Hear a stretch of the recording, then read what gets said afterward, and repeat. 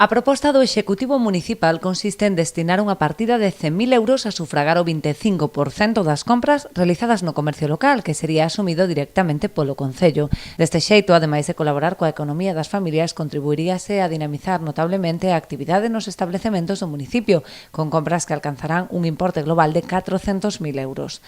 Trátase dunha iniciativa plantexada en colaboración coa Asociación de Empresarios, prevista para despois da campaña de Nadal. Será debatida en pleno o próximo luns.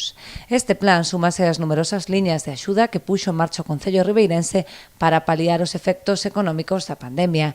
Entre eles, o PEL Reactiva, que ven de finalizar o prazo de presentación de solicitudes.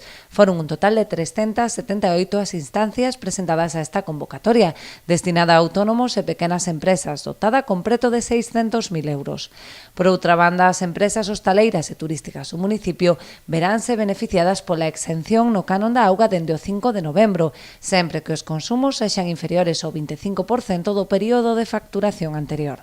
Destacan tamén outras medidas de apoio ao comercio, como o Plan Innova Formación ou o lanzamento da plataforma Ribeira Store, que ofrece dende hoxe e ata o domingo numerosos descontos con motivo do Black Friday.